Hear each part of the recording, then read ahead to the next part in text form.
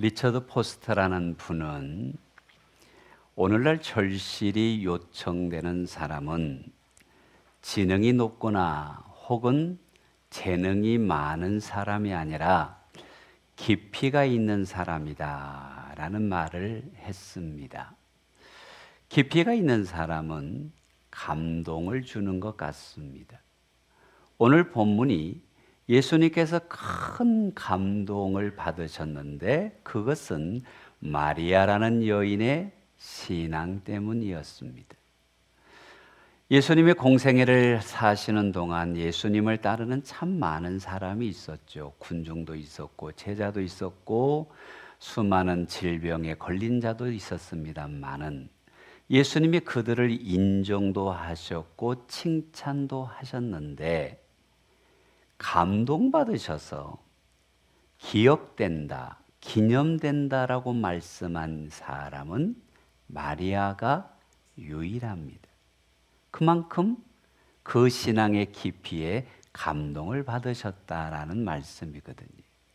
우리 본문 한번 볼까요? 9절을 보면 내가 진실로 너에게 이르노니 온 천하에 어디서든지 복음이 전파되는 곳에는 이 여자가 행한 일도 말하여 그를 기억하리라. 아멘. 개역 성경에서는 기념하리라 그랬죠.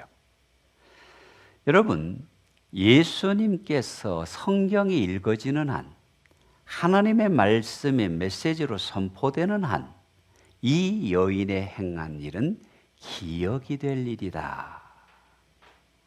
왜 그랬을까요? 왜 이렇게 감동하셨을까요? 이 여인의 신앙의 깊이는 무엇일까요? 그 먼저는 감사하는 신앙입니다. 예수님이 십자가를 지시기 전에 베다니에서 식사를 하고 있었습니다. 그 이유는 나병 환자였던 시몬이라는 사람이 치유가 되고 아마 예수님께 식사를 잘 섬기고 싶은 마음이 있었던 것 같습니다. 그게 3절에 있는 말씀이지요. 예수께서 베다니 나병 환자 시몬의 집에서 식사를 하실 때에 여러분 베다니는 감람산에서 약 2km 정도 떨어져 있는 산동네입니다. 예루살렘이 여기 있으면 감람산이 한 2km, 또 감람산에서 베다니가 한 2km 정도 떨어져 있다고 보시면 되겠습니다. 식사 대접을 받았어요. 그러면 이 나병 환자였다가 고침받은 시몬도 무슨 마음이 있다는 겁니까? 감사한 마음이 있었다라는 것이지요. 식사 중인데 한 여인이 들어오더니 대뜸 순전한 나드가 들어있는 옥합을 깨트려서 예수님의 머리에 붓더니 그의 머리카락으로 예수님의 발을 씻기고 있습니다. 놀라운 일이었습니다. 3절 후반절에서 말씀하지요. 함께 읽어보십시다. 시작. 한 여자가 매우 값진 향유 곧 순전한 나드 한 옥합을 가지고 와서 그 옥합을 깨트려 예수의 머리에 부으니. 아멘. 순간 사람들이 시선이 쏠렸습니다. 주목했습니다. 이게 뭐지? 여러 가지 이유가 있지만 먼저 놀란 것은 유다의 고백을 통해서 보면 이 옥합이 300데나리온의 가치가 있습니다. 노동자의 1년 품삯이라고 하니까 요즘 연봉 4천으로 미루어 생각을 해볼 수가 있습니다. 이것을 깨트려서 예수님의 머리에 부었다 이 말입니다. 그러면 왜 마리아는 이 귀한 것을 깨트려 예수님의 머리에 부었을까? 그것은 은혜 받은 자의 감사입니다. 그의 오빠였던 나사로가 죽었지요. 이제 천의 고아가 될 수밖에 없는 그들을 예수님이 찾아오셔서 나사로에 나오너라 살려주셨습니다. 그들은 너무 이 은혜가 감격해서 가장 귀한 것을 기쁨으로 주님 앞에 드리고 싶었던 것이지. 그 가장 귀한 것이 자기의 결혼 예물로 준비한 이 향유였던 것이지. 성도 여러분, 마리아는 내가 믿음이 좋다라는 것을 과시하기 위해서 옥합을 깨뜨린 게 아닙니다. 주님께 받은 사랑이 너무 컸어. 주님께 받은 은혜가 크고 놀라워서 어떻게 하면 내가 주님 앞에 감사를 올려드릴 수 있을까? 그 믿음이 옥합을 깨뜨렸다라는 것입니다. 여러분, 우리가 어떤 믿음의 섬김과 예배와 헌신을 하든지 꼭 필요한 것은 주님의 은혜를 1000분의 1, 아니 10,000분의 1이라도 갖고 싶어서 감사해서 헌신하는 것입니다. 사실 우리 주님은 우리를 사랑하시기 때문에 모든 것을 주셨잖아요. 영광의 보좌를 버리시고 이 땅에 오셔서 낮은 자로 오셔서 고난받으시고 채찍질 당하시고 모욕을 당하시고 십자가 위에서 우리를 위하여 아낌없이 물과 피를 흘려주신 사랑, 최고의 사랑인 줄로 믿습니다. 여러분이 그 사랑을 받으셨습니까? 그 사랑을 받으셨다면 우리도 최고의 믿음을, 최고의 헌신을 주님 앞에 드리는 것이지. 이런 말이 있습니다. 사랑은 계산하지 않는다. 다 주어도 더 주고 싶은 마음, 그게 부모의 마음이지. 여러분이 주님의 사랑을 기억하신다면, 주님의 사랑이 내 속에 있다면 내가 주님께 다 드려도, 최고의 것을 드려도 더 드리고 싶은 믿음, 그것이 사랑입니다. 할렐루야. 여러분, 옥합을 깨뜨려 향유를 부은 마리아는 최고의 것을 주님 앞에 드렸다고 말할 수 있습니다. 그 당시에 귀빈이 오면요, 향유를 몇 방울 떨어뜨리는 것이 존귀한 대접이었습니다. 근데 마리아는 이것을, 옥합을 열고 그냥 향유를 붓고 옥합을 다시 쓸 수도 있었을 겁니다. 그것만 해도 최고입니다. 근데 왜 깨뜨렸을까요? 제가 믿기는, 다시는 이 옥합을 예수님 외에 그 어떤 사람을 상대로 사용하지 아니하고 주님만이 내 사랑의, 최고의 사랑의 섬김의 대상이십니다. 아멘, 아멘. 사랑하는 얘기는 낭비가 아닙니다. 사랑에는 낭비하는 본능이 있는 것입니다. 더 드리고 싶은 것입니다. 드려도 부족한 것이 사랑입니다. 아마 마리아의 마음이 이런 마음이 아니었을까요?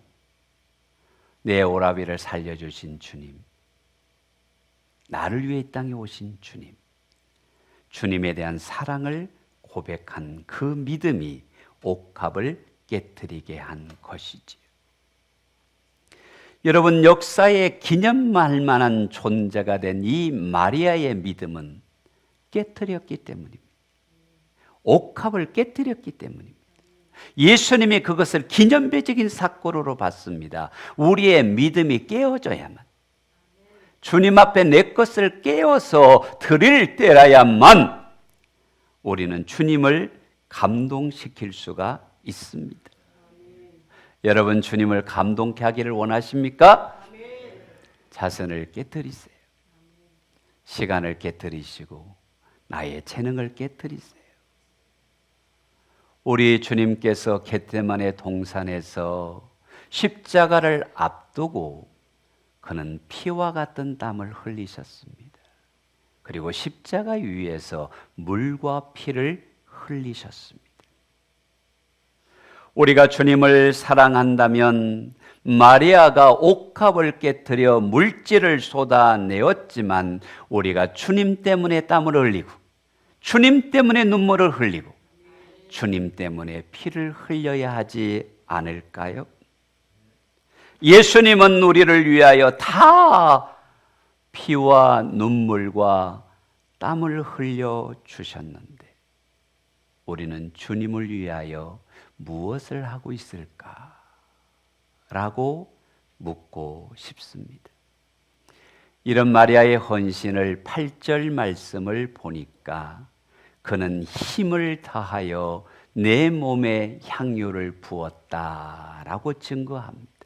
따라 한번 해보십시다. 힘을 다하여. 힘을 다하여. 마리아는 부자가 아닙니다.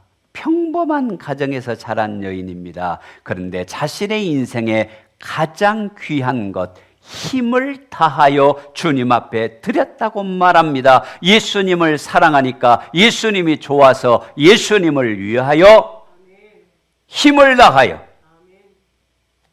주님께서 첫 번째 계명을 말씀하실 때 내 마음을 다하고 목숨을 다하고 내 뜻을 다하여 이것을 집약하면 힘을 다하여입니다. 예수님을 그토록 사랑한 여인이 마리아였다라는 것입니다. 이 힘을 다한 헌신을 보시고 우리 주님이 감동하셨어요. 말씀이 전파되는 곳에 이 여인의 행한 일도 기억되리라. 사랑하는 백향목 성도 여러분, 우리가 믿음이 있습니다. 헌신도 합니다. 그러나 오늘 말씀에 주목해야 합니다. 힘을 다하고 있을까? 마음을 다하고 있을까? 정성을 다하고 있을까? 최고의 헌신을 나는 드리고 있을까? 주님은 생명 버려 우리를 사랑하신 줄로 고백하시지? 믿으시지요? 그러면 우리도 힘을 다하여 주님을 사랑하십시다. 두 번째로는 주님의 인정이 있지만 사람은 비난할 수 있다라는 것을 여러분 기억하셔야 합니다. 마리아는 이렇게 믿음을 다해서 힘을 다해서 주님 앞에 사랑을 고백하는데 제자들이 비난합니다. 그 출발은 유다였습니다. 제자들도 동조를 합니다. 선한 일인데 왜 그럴까요? 여러분 항상 기억하셔야 합니다. 내가 믿음의 길을 가도 선한 길을 가도 진리의 길을 가도 십자가의 길을 가도 사람은 다 환영하는 것이 아닙니다. 오히려 올바른 길을 가고 있는데 왜 그러냐고 책망하는 사람도 있을 수가 있다라는 것입니다. 지금 이들이 명분으로 든 것은 야, 그 돈으로 팔아서 가난한 자를 도우면 좋겠다. 구제라는 단어를 이야기합니다. 자선이라는 단어를 이야기합니다. 얼마나 명제가 좋은 말입니까? 필요한 말입니다. 근데 그 내면에는 다른 것이 있습니다. 마리아가 최고의 것을 깨트린 것은 주님을 위하여서입니다. 그런데 가룟 유다가 비난한 것은 자기의 때문입니다. 나를 사랑하기 때문입니다. 요한복음 12장 6절에서는 유다의 속셈을 이렇게 표현합니다. 이렇게 말하면 가난한 자들을 생각함이 아니요 그는 도둑이라 돈깨를 맞고 거기 넣는 것을 감당함이니라. 이 말을 인위적으로 한번 해석해 보면 300데나리온에 팔아서 돈깨에 넣을 때 한 20데나리온은 자기 주머니에 넣을 수 있는데 자선이라는 단어, 구제라는 단어, 그리고 이웃을 생각해야 된다는 단어를 말하지만 그의 속셈은 자기 사랑이 들어있다라는 것입니다. 우리가 하나님을 섬기는 데에 직장이라는 명분, 사회생활이라는 명분, 피곤한이라는 명분을 말하지만 주님을 사랑하는 것이 더 큰가? 나를 사랑하는 것이 더 큰가? 성경이 묻고 있는 것이 아닐까요? 여러분, 가룟 유다가 처음부터 이런 자는 아니었을 것 같습니다. 그런데 예수님이 십자가에 죽으신다고 말씀하시고 나는 예수님을 따라다니면 한 자리 얻을 줄 알았는데 인생이 뭐 이런가라고 생각할 때 자기 욕심이 발동된 것이지. 십자가가 아닌 자기의 욕심이 들어갈 때 이런 현상이 생긴다라는 것을 볼 수가 있는 것입니다. 우리는 주님을 향한 헌신, 하나님의 나라를 위한 봉사, 옥합을 깨트릴 때 주님을 위하여, 하나님의 영광을 위하여, 내가 아닌 나를 사랑하신 하나님을 위하여가 되게 되기를 주의 이름으로 축복합니다. 우리는 비난하고 판단하고 정죄하기를 좋아하지만 성경은 판단하는 것을 하나님의 몫이라고 가르칩니다. 그리고 오히려 이렇게 말하죠. 위로해라. 이사야 40장 1절입니다. 너희 하나님이 가라사대 너희는 위로하라. 내 백성을 위로하라. 아멘. 주님이 고치라고 말씀합니까? 바꾸라고 말씀합니까? 잘못되었다고 책망하라고 말씀합니까? 위로하라.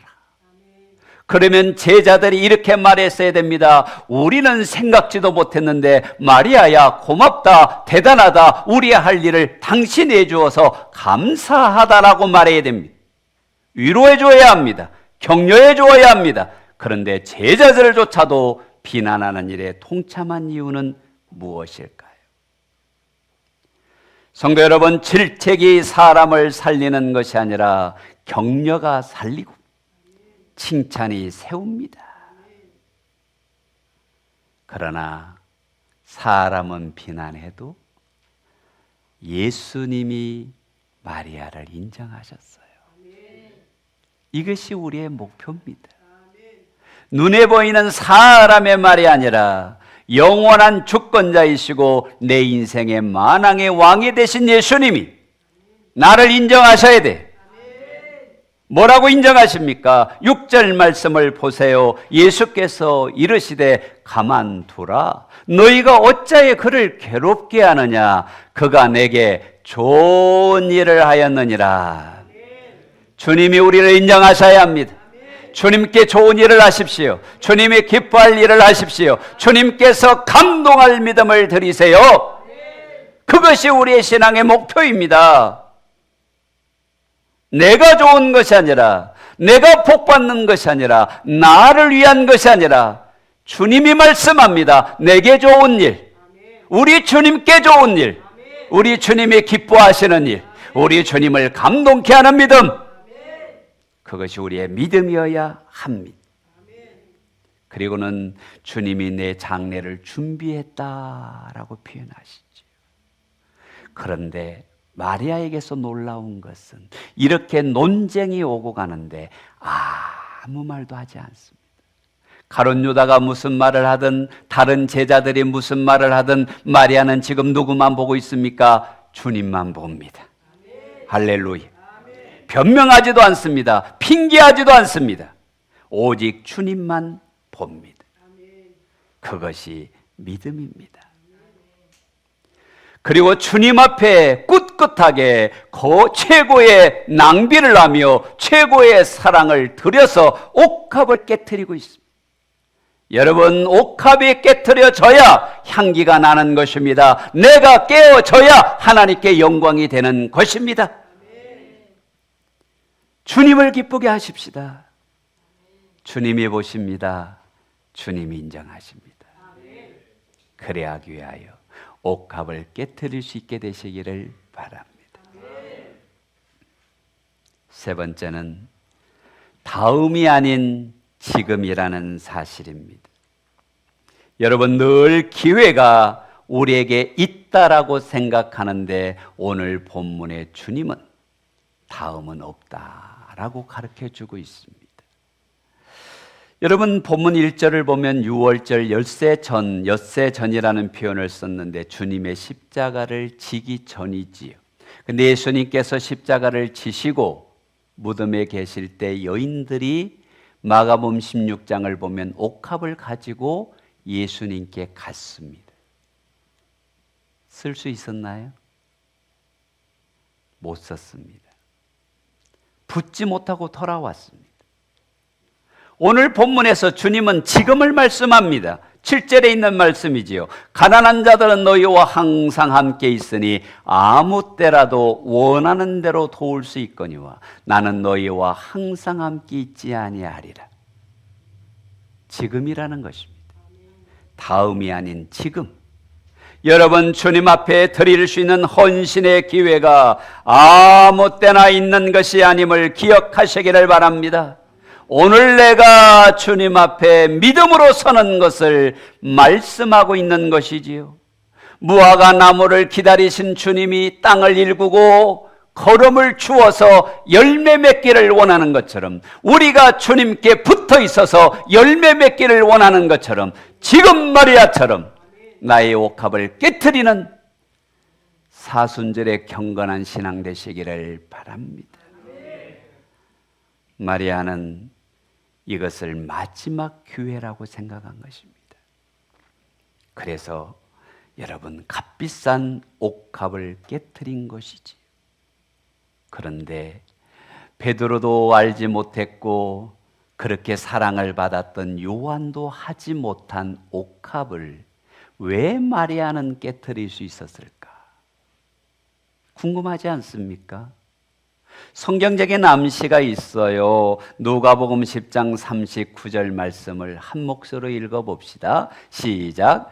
그에게 마리아라는 동생이 있어 주의 발치에 앉아 그의 말씀을 듣더니. 아멘. 마리아는 항상 예수님이 하시는 말씀을 발치에 앉아서 마음으로 듣고 감동을 받았다는 것입니다. 근데 예수님의 말씀을 듣다 보니까 예수님이 이 땅에 온 것은 십자가에 죽어야 하고 그 날이 가까웠다고 하고 내가 죽었다가 부활해야 된다고 말합니다. 이것이 마음에 새겨졌다는 것입니다. 아, 곧 예수님이 십자가에서 죽으실 날이 가깝구나. 그 시간이 오기 전에 예수님의 장례를 먼저 준비해야지. 마음에 두었다는 거예요. 말씀이 그 마음속에서 역사했다는 거예요. 여러분, 기억하셔야 합니다. 가룟 유다는 마음의 욕심을 따라 훔치는 자가 되고 마리아는 마음의 감동을 따라 주님 앞에 최고의 헌신을 드리는 자가 되잖아요. 이것은 우리의 선택입니다. 내 마음을 따라 세상의 헛된 것을 쫓아갈 것인지 성령의 주시는 감동을 따라 말씀의 감동을 따라 주님을 기쁘게 하며 최고의 헌신의 삶을 살 것인지 선택하라.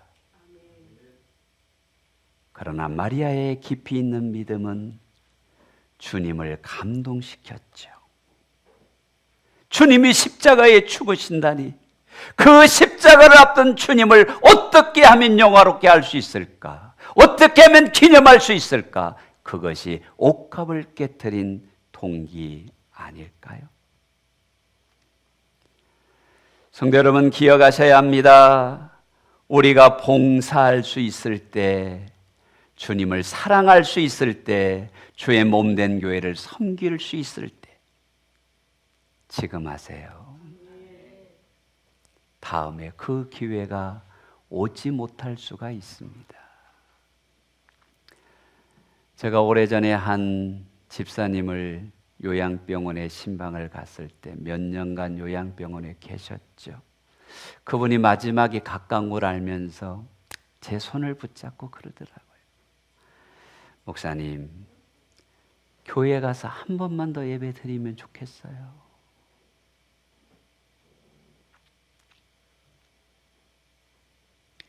그 누군가가 그렇게 가고 싶은 그 예배당에 여러분이 오셔서 하나님을 예배하고 있는 거예요. 이 예배를 잃어버리지 마세요. 주님과 만날 수 있는 이 거룩한 시간을 잃어버리지 마세요.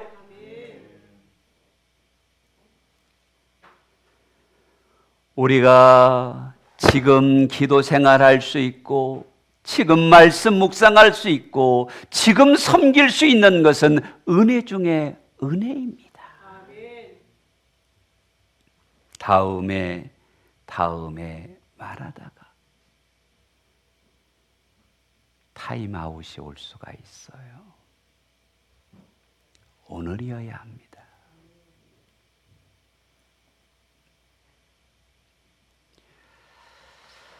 그런데 해링턴이라는 분이 이런 말을 했습니다. 마귀가 가장 요긴하게 사용하는 사람은 활동적인 죄인이 아니라 비활동적인 그리스도인, 다시 말해 헌신하지 않는 그리스도인이다 라는 표현을 썼어요.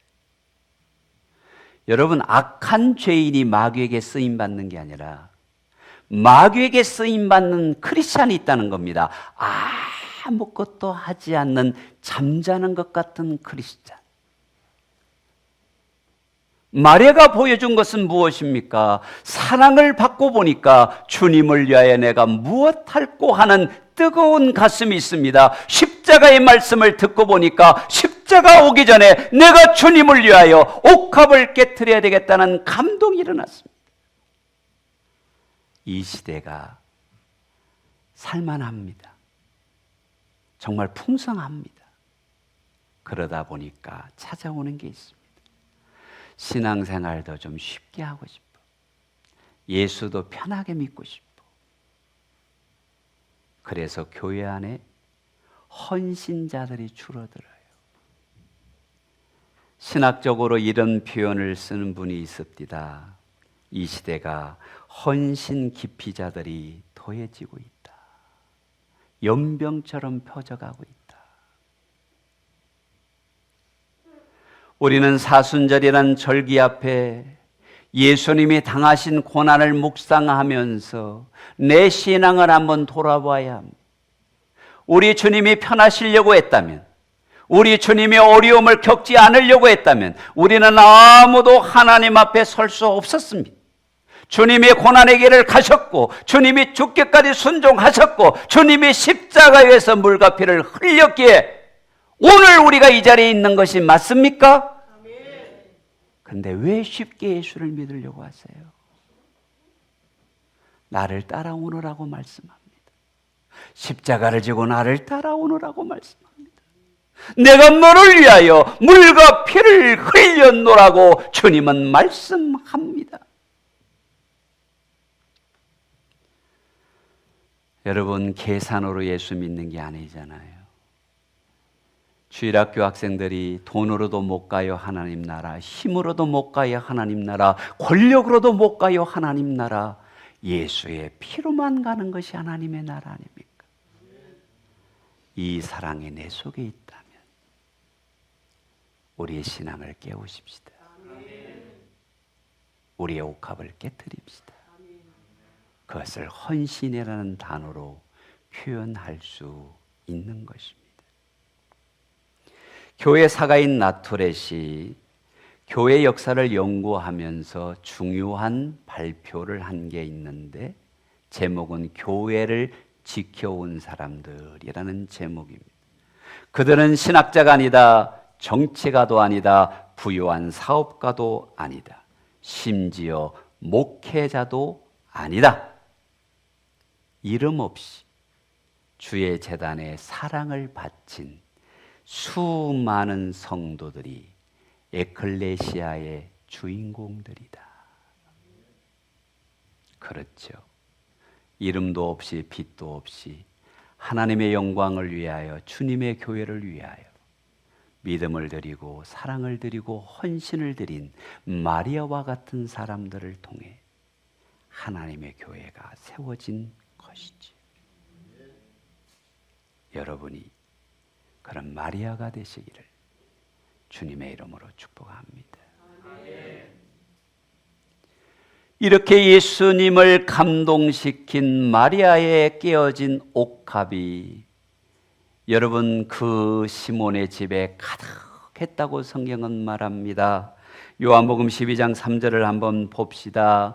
마리아는 지극히 비싼 향유 곧 순전한 나드 한 건을 가져다가 예수의 발에 붓고 자기 머리털로 그의 발을 닦으니 시작. 향유 냄새가 집에 가득하더라. 마리아가 섬기니 향유 냄새가 가득하더라. 여러분 생각해 보세요. 이 향유가 없었다면 그 집에는 음식 냄새가 가득했을 거예요. 그리고 사람들의 땀 냄새가 가득했을 거예요. 그런데 한 사람이 헌신하니 온 집안이 향기로워졌습니다. 향유로 가득했습니다. 바로 이것이 믿음입니다. 믿음의 사람 한 사람의 수고가, 믿음의 사람 한 사람의 주님을 사랑하는 그 뜨거움이 사랑방을 바꾸고 기관을 바꾸고 교회를 예수 향기로 가득 차게 합니다. 수많은 크리스찬들이 직장에서 예수님의 향기를 드러내왔습니다. 수많은 기도자들이 하나님의 교회를 향기롭게 했습니다. 수많은 봉사자들이 주님의 교회를 예수님이 받으실 만한 교회 되게 했잖아요. 우리가 움직이면 헌신의 향기가 나고 은혜의 향기가 나고 예수님의 향기가 더해지는 저와 여러분이 되기를 바랍니다. 어느 교회든지 이런 헌신의 향기를 가진 분들이 많이 있습니다. 그런데 이런 문장이 있더라고요. 함께 피어야 봄이지요. 꽃 한 송이 피어난다고 봄은 아니지 않습니까? 딸이 어제 주말이라고 벚꽃을 한번 보러 가자 해서 우리 낙동강변을 한 30분 걷고 왔습니다. 거기 보니까 벚꽃 심리길이라는 팻말이 붙어 있더라고요. 이 벚꽃이 4km에 걸쳐서 심어져 있는데 터널을 이루어서 얼마나 아름다운지. 걸어도 벚꽃이 흩날리며 감동을 줬습니다. 어제 여러 번 보내드린 문자가 그 사진입니다. 근데 벚꽃 한 송이가 피어도 아름답지만 4km에 걸쳐서 십리길에 걸쳐서 펴 있으니까 장관이 아닙니까? 함께 기도해야지요. 함께 특세해야지요. 함께 헌신해야지요. 그래야 백향목교회가 예수 향으로 가득할 거 아닙니까? 함께 갑시다.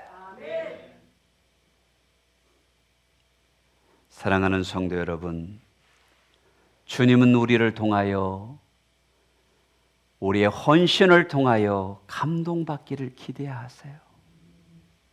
그것은 우리의 믿음의 상급입니다. 주님을 감동시킬 수 있는 저와 여러분 되기를 주님의 이름으로 축복합니다.